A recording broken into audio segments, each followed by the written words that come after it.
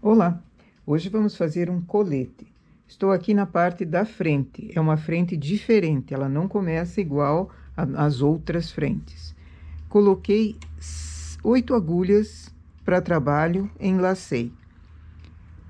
Esse colete, ele é mais larga a parte da frente e ela tem um bico. Só que esse bico é somente uma ponta, então ela é diferente, ela não é reta.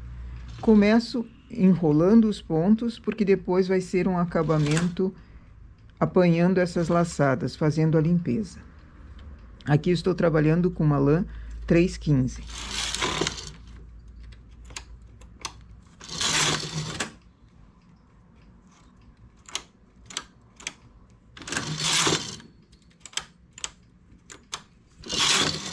Fiz 4 carreiras e levo 6 pontos também e enrolo.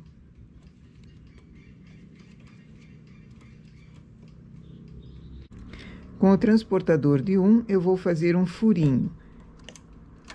Deixo 3 agulhas e faço o furinho com o transporte para fora.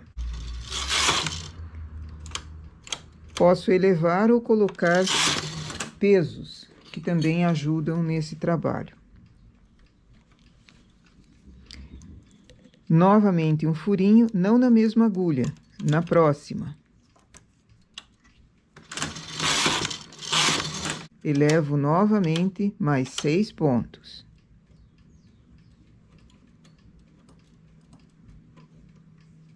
E vou continuando com o furinho.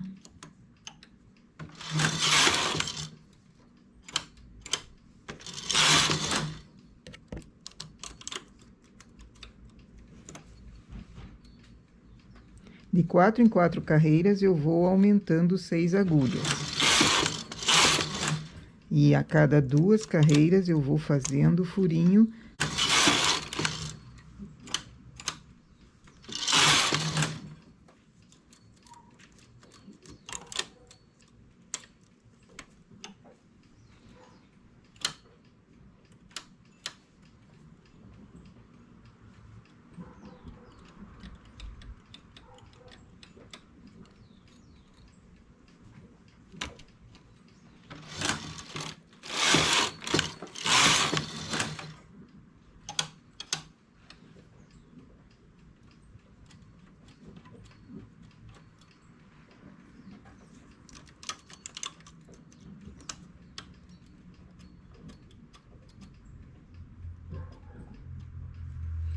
Dando uma distância de 14 agulhas, eu vou começar nova carreira de furinho.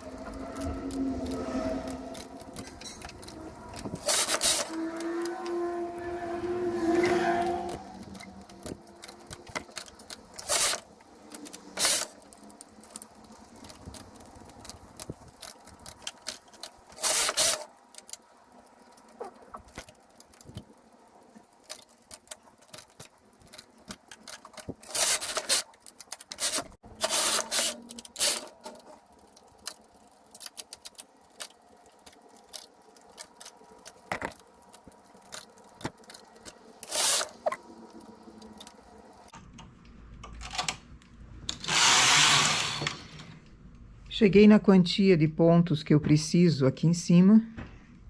Já tem um bico bem saliente nessa frente. Agora, só sigo reto na lateral. Aqui na parte do decote, ele vai ser reto até o final. E aqui eu chego reto até a parte da cava. Aí fazemos a cava, é uma cava grande também. fazemos a cava e chegamos até o decote. Mas o detalhe é sempre fazendo esses furadinhos inclinados. Esse é o charme dessa peça aqui. Eu transporto sempre para o mesmo lado. Se eu comecei para fora, todos eles são para fora, na peça inteira.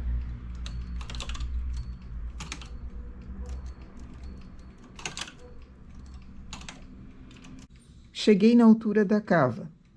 Aqui a medição, a contagem das carreiras acontece depois que eu parei de fazer os aumentos de 6 em 6 agulhas, porque é essa parte que vai juntar com as costas. Remalho os pontos para a base dessa cava. Na frente é uma cava grande, atrás a cava já é um pouquinho mais comportada. Foram apenas 12 agulhas, aqui eu vou fazer 16 agulhas. A cava também é bastante comprida.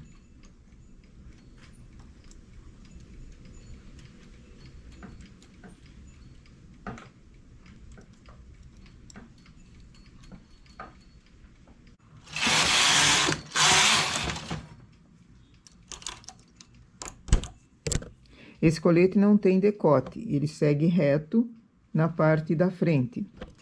Na parte da cava, faço as diminuições.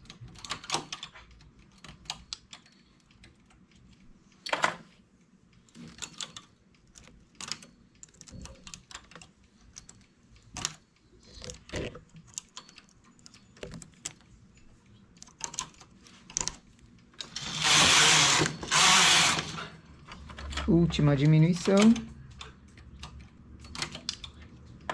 Depois sigo reto nessa parte da cava também. E o trabalho é só esse. Chegando no ombro, fazemos o ombro normal.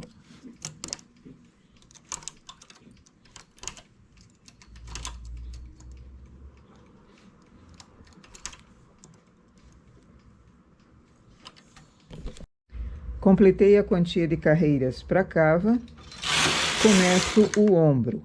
Para esse modelo, eu vou elevar 6 pontos na parte do ombro, carro em suspenso. Continuo fazendo os furadinhos até em cima.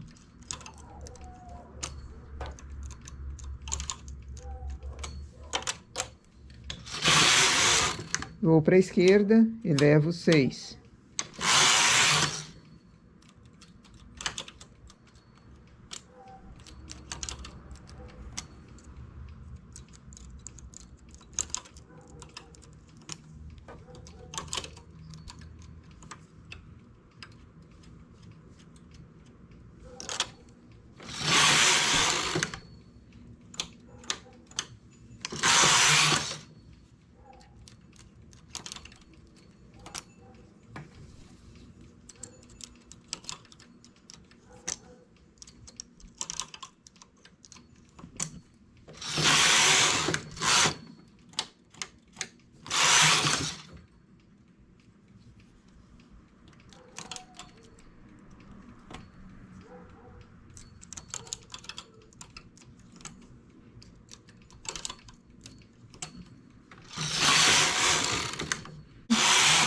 Tiro todos e remalho. Essa parte da frente, o decote dela é assim, bem reto. Quando é costurado o ombro, essa parte dobra como fosse uma gola ou cai fazendo um drapeado. Também fica muito bom. Coloco 3 agulhas para trabalho, enlaço.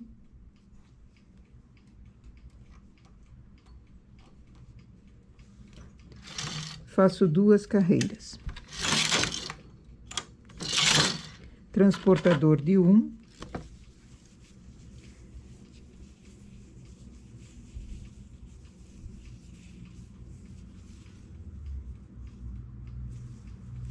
Pego a parte da frente, não importa se ela está no lado direito ou no lado avesso, tanto faz. Pego o transportador, a partir do ombro. Aqui foram as agulhas para ombro. A partir do ombro, apanho uma laçada e coloco na agulha central. No carro, aperto um parte. Isso eu estou apertando o parte porque é uma máquina Eugene. Em outros modelos, Singer, Lanofix, essa tecla fica na parte central, fica naquele botão giratório central. Se você tem uma Lanofix ou uma Singer, olha o manual e verifica em que posição faz o mesmo trabalho de levar o carro sem o fio trabalhar. Testa para ver qual posição do carro, qual posição daquele botão equivale ao parte. Eu não tenho mais o manual de instruções nem da Singer nem da Lanofix, então eu não vou poder dizer com exatidão qual é a posição. Mas essas duas máquinas também podem fazer a mesma função do parte. Um parte acionado, ele trabalha uma carreira, mas uma ele não trabalha. Então, o meu acabamento enrola, faz um enroladinho e fecha o acabamento. Essa é a atividade que eu vou fazer agora. Colocando laçadas no meio, na agulha central e fazendo duas carreiras. Toda a volta do trabalho assim. Vou chegar aqui no fundo, na quina, e descer toda a frente.